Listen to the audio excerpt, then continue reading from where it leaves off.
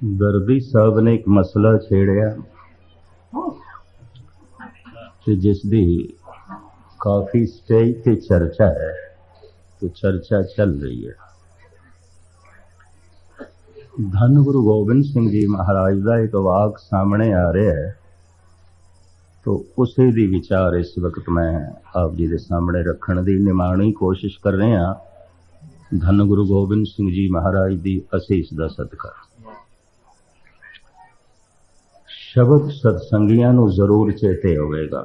जागत जोत जपै निसबासर, एक बिना मन नैक न आने, पूरन प्रेम प्रतीत सजे, व्रत गोड़ मड़ी मठ भूल न माने, तीर्थ दान दयादत संयम, एक बिना न एक पछाने, पूरन जोत जगे घट में, तब खालिस काहन खालिस जाने।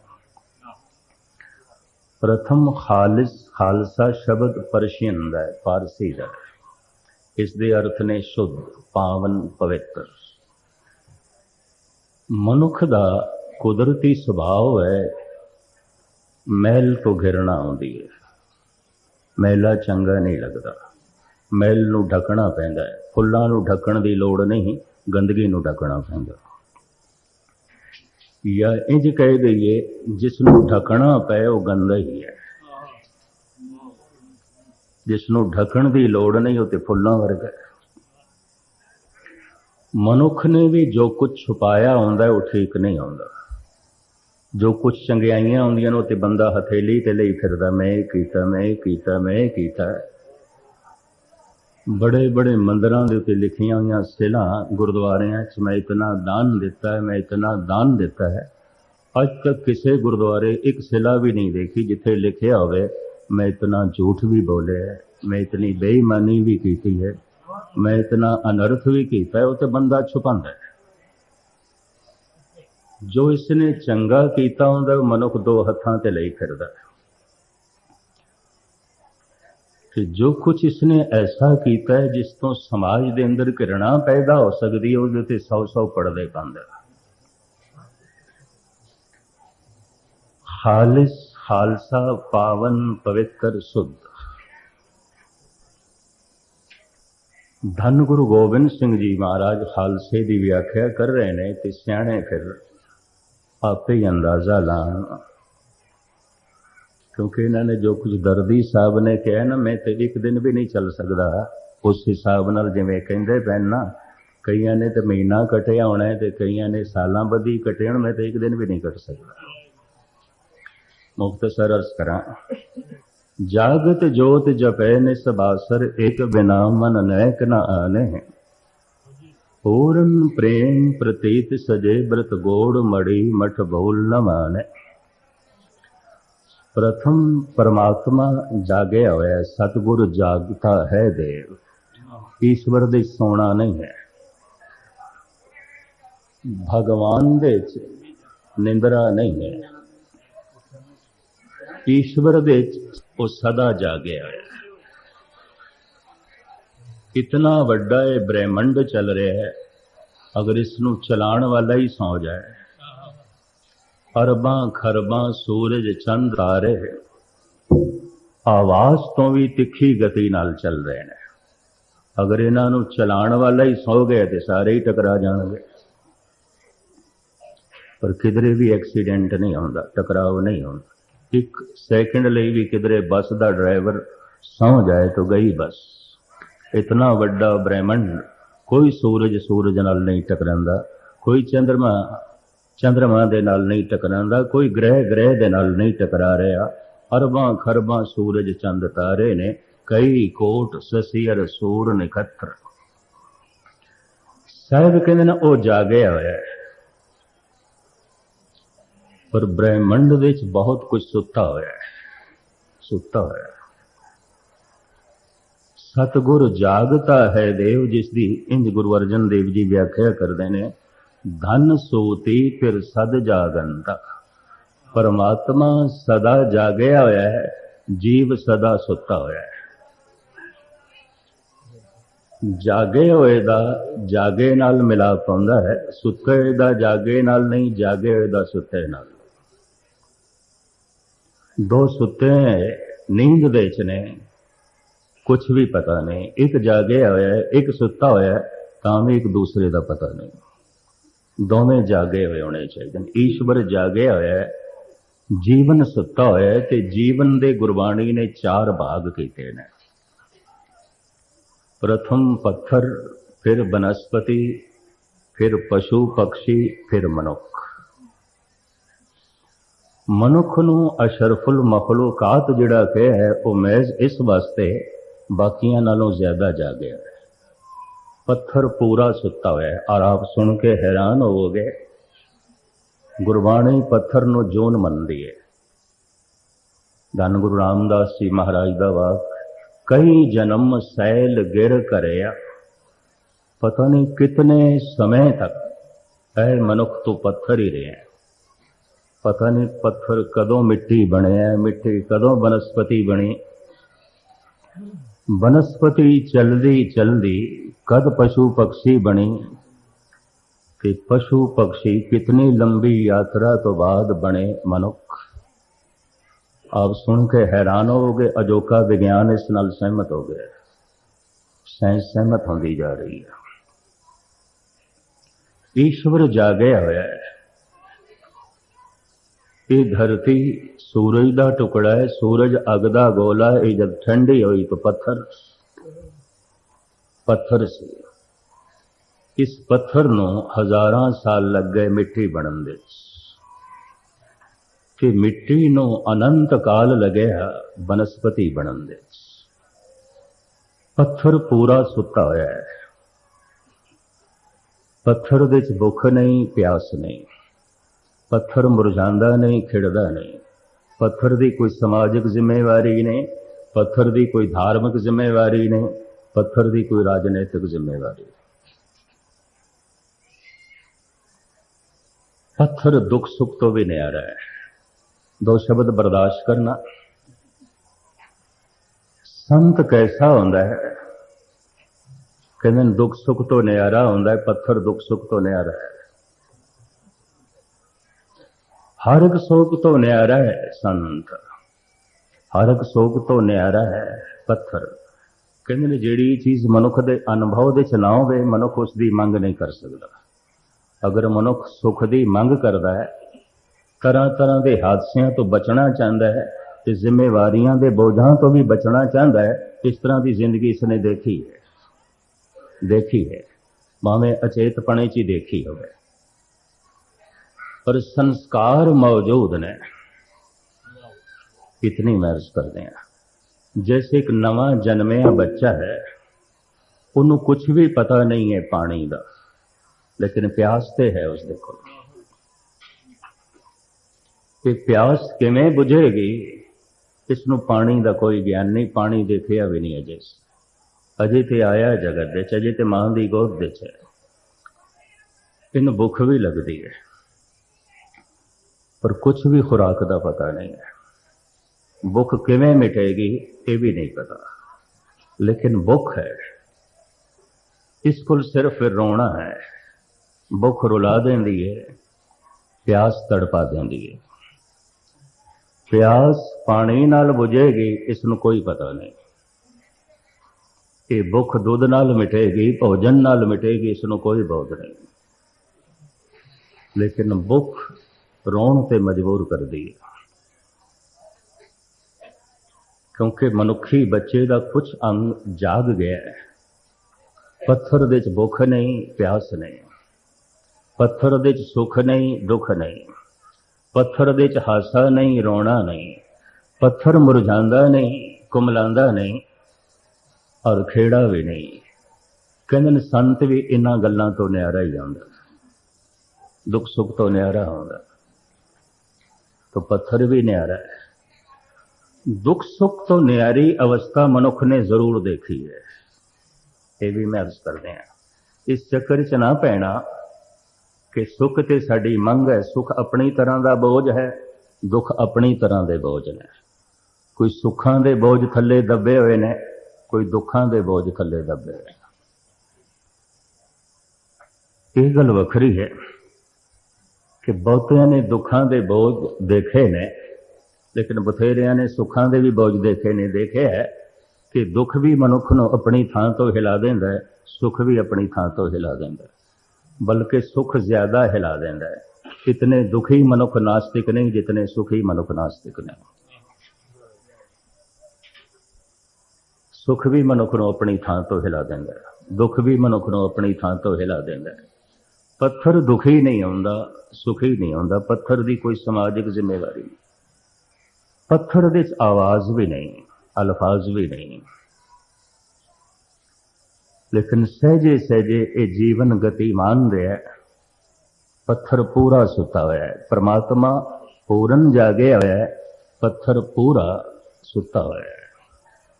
यात्रा जीवन की पत्थरां तो आरंभ हुई, इस वास्ते पत्थरां की ममता ते अज भी मौजूद किसी न किसी रूप, बड़ी प्रबल रूप मौजूद है। मनुख पत्थर की मूर्ति बनाना चाहता है, अपनी मूर्ति भी पत्थर की बनाना चाहता है, पर कौन दस है पत्थर की मूर्ति तो पता नहीं कितने समय तक तो रहा ही पत्थर है। कहते खिच आउंदी है माजी की, खिच आउंदी है भविष्य की। पिछोकड़ भी खिंचता है, पत्थर भी खिंचता है, मनुख रहा है पत्थर। सहजे सहजे लंबी यात्रा तो बाद पत्थर बनया बनस्पति। बनस्पति दे प्यास पैदा हो गई। बनस्पति कुमलांदी है, खिड़दी है।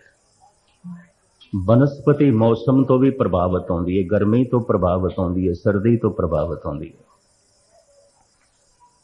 बनस्पति थोड़ा जिहा दुख सुख भी महसूस करती है, क्योंकि थोड़ा जिहा जाग गई है, थोड़ी जिहा जागृति पैदा हो गई है। लेकिन बनस्पति की भी कोई समाजिक जिंदगी, धार्मिक जिंदगी, राजनीतिक जिंदगी नहीं।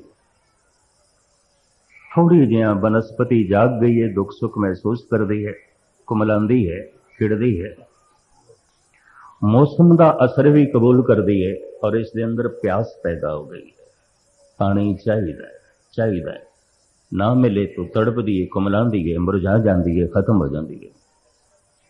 जल बिन साख कुमलावती, उपजे नाही दाम। बनस्पति लंबी यात्रा तो बाद पशु पक्षी बने। पशु पक्षी जिथे प्यास है, भुख भी पैदा हुई है। मेरे पानी नाल गल नहीं बनेगी, भोजन भी चाहिए। बनस्पति सिर्फ प्यास है, पत्थर दे प्यास भी नहीं, भुख भी नहीं। बनस्पति दे प्यास है, पशु दे प्यास भी है, भुख भी है। पत्थर दुख सुख महसूस नहीं करता, बनस्पति कर दी है, पशु पक्षी कर दे। पशु पक्षी ज्यादा दुख सुख महसूस करते हैं, ज्यादा जाग गए ने। जिथे बनस्पति 2% जागी, उथे पशु पक्षी 5-6% जाग गए ने। अगे चलिए, ये मनुख, इस दे अंदर प्यास ते है, भुख भी है, सुख दुख भी ने, सर्दी गर्मी तो भी ये प्रभावित होता है। लेकिन मन बन गया, विकसित हो गया, विचार शक्ति चल पई है, सोचण लग पे है। तो इस दे कोल एक नवे दुख ने जन्म लिया है, जो पशुओं कोल नहीं है, बनस्पति कोल नहीं है, पत्थर कोल ते है ही नहीं। इस वास्ते रूहे जमीन पे एक दावे नाल आखी जा सकती है, ना पशु इतने दुखी ने, ना बनस्पति जितना मनुख दुखी है। बनस्पति नूं पानी मिल जाता है, पशु पक्षियों नूं मिलता है, क्या मनुख नूं नहीं मिलता? मिलता है। सरीरक लोड़ां दी पूर्ति पशु पक्षियों की होंदी है, बनस्पति की भी होंदी है, और मनुखों की भी होंदी है। बल्कि साहिब तो इत्थे तक कहते हैं, सब किछ बहुतो बहुत उपाया। रहन नूं जितनी धरती चाहिए, प्रभु ने कई गुणा ज्यादा बनाई है। 1000 मील तक जगह खाली पई है। कैनेडा दे, आस्ट्रेलिया दे कोई रहिंदा ही नहीं। 2-2 हज़ार मील तक कोई कस्बा ही नहीं, कोई शहर ही नहीं। रहन नूं जितनी जमीन चाहिए बहुत ज्यादा है, ते पीण नूं जितना पानी चाहिए जीवां नूं बहुत ज्यादा है। खाण नूं जितनी खुराक चाहिए जीवां नालों बहुत ज्यादा है। गुरबाणी ये कहती है जीव बाद दे च आउंदा है, भोजन पहले आउंदा है, उदा रिजक पहले आउंदा है। पहले देते रिजक संभाहा, पाछे देते जंत उपाहा। जीव बाद दे च आउंदा है, उसदा रिजक पहले है। इस वास्ते साहिब कहंदे ने कम से कम रिजक की चिंता ते ना कर, ये ना कर, ना कर चिंता है करते। ईरानी सूफी संत शेख सादी साहब तो कहते ने गमे रोजी मफुर, और कोई गम करना ही तो कर ले, ऐ गम ना करिए रिज़्क़ दा। गमे रोजी मफुर मजन और के दफ्तर रा के पेशे अस्तिफल एजद, कल कुनद पस्ताने मादर रा। बच्चे का जन्म बाद दे चाहे मां दे अस्थना दे दुध पहले है, रिजक पहले है, जन्म बाद दे चाहे, जीव बाद दे चाहे। शेख सादी कहते इथों क्यों नहीं तू प्रेरणा लेंदा, रिजक पहले है, जीव बाद दे चाहे। पेशे अस्तिफल एजद, कल कुनद पस्ताने मादर रा। दुध ते पहले है, बच्चे का जन्म बाद दे चाहे। जगत दे जीव बाद दे चाहते ने, रिजक पहले है। तो महर्स करा शरीरक लोड़ां की पूर्ति ते प्रकृति कर देंदी है, पर मनुख सिर्फ शरीर नहीं मन है कि तन दे नाल नाल मन है। तन दियां लोड़ां की पूर्ति हो जाती है, मन की ख्वाहिशां की पूर्ति नहीं आती। तो मनुख मानसिक तल ते दुखी है। और ये दुख मनुख दा पशु पक्षियां नालों वधिया होया है, बनस्पति नालों वधिया होया है, क्योंकि ज्यादा जाग गया। कि हुण मैं अर्ज करा, जो एक संत है, अभ्यासी है, बैरागी है, धार्मिक है, वो आम बंदियां नालों ज्यादा पीड़ा दे चों लंघदा है। उस पीड़ा का जिक्र गुरु तेग बहादुर साहब ने किया, बाबे फरीद ने किया, क्योंकि ज्यादा जाग गए ने। जिहड़ा जितना ज्यादा सुचेत होवेगा उतना ही बेचैन दुखी व्याकुल होवेगा। पत्थर व्याकुल नहीं होंदे, अचेत है। बनस्पति परेशान नहीं होंदी, अचेत है। कोई चिंता गम फिक्र व्याकुलता बिरहे दी पीड़ा पशु पक्षियां च नहीं ने, अचेत ने। थोड़े जागे, मनुख ज्यादा जागे। मनुखां दे चों भी जागृति की अपनी अपनी मिकदार है। मनुखां च कोई 8% जागे, कोई 10%, कोई 11-12। ते चिंतक ऐसा कहते ने, जो दार्शनिक ने, फिलोसफर ने, साइंटिस्ट ने, बड़े वड्डे वड्डे कलाकार ने, बौद्धिक तल ते जीण वाले ने, वो भी 14% तो ज्यादा जागे हुए नहीं ने। बाकी भाग सुता है। पर जो 14% जागे है, बाकी नाली ज्यादा दुखी है, मानसिक तल पे। जितना जागदा है उतनी अंदर एक पीड़ा पैदा होती है। जितना ज्यादा जो जागदा है उतना संसार ए जगत खिलौना प्रतीत होता है। ये भी महसूस करते हैं। जैसे गालिब कहता है, बाजीच है इतफाल है दुनिया मेरे आगे, होता है शब और रोज तमाशा मेरे आगे। इस सारा जगत बच्चियां का खेल है, कुछ भी नहीं, कुछ भी नहीं है। मनुख जिन्ना जिन्ना चीज़ों लई रोंदा है, तड़पदा है, गालिब कहता है बच्चियां का खेल है, कुछ भी नहीं, कुछ भी नहीं। सियाणा बंदा है। मैं फिर अर्ज करा, जितना सियाणा होवेगा उतना ही दुखी होवेगा। बेचैन व्याकुलता दुख सियाणप की पहचान है। पत्थर नहीं दुखी होंदे, पत्थर नहीं व्याकुल होंदे, पत्थर नहीं बेचैन होंदे, क्योंकि सुता है, बिल्कुल सुता है। ये व्याकुलता बेचैनी एक सौगात दी तरफों परमात्मा वालों मिली है ताकि मनुख इस जीवन ते संतुष्ट ना हो जाए। पत्थर ते संतुष्ट है, ठीक है, पत्थर ठीक है। दरअसल क्योंकि सोच शक्ति आरंभ नहीं हुई तो दुख सुख तो न्यारा है। जो दुख महसूस करने लग पे, सुख महसूस करने लग पे, तो सुचेत हो गया, थोड़ा जागे कि हुण मैं अर्ज करा जितना जागे उतना पवित्र है, बाकी भाग अपवित्र है। जितना जागे उतना खालिस है, बाकी खालिस नहीं है, खालसा नहीं है। अचेत मैला है, सुचेत ही पावन है, पवित्र है। कि धन गुरु गोबिंद सिंह जी महाराज कहते ने तू अपने आप नू जगा ताकि पूरा जाग जाए। जिवें परमात्मा जागे होए ते तू जागे होए। जागे होए दा ही जागे नाल संबंध जुड़दा है, सुते होए दा जागे नाल नहीं। तो महाराज फिर किवें जगाइए अपने नू, किवें जगाइए? तो धन गुरु गोबिंद सिंह जी महाराज कहते जागत जोत जपै निसबासर, एक बिना मन एक नानक। वो जो जागदी जोत है उहदे नाम दा जप कर, ते उहदे नाम दा जिहड़ा जप है उसनूं सुणाण वास्ते नहीं, वाहिगुरु वाहिगुरु दा जप वाहिगुरु नूं सुणाण वास्ते नहीं, अपने आप नूं जगाण वास्ते। ये ते जगाण वास्ते।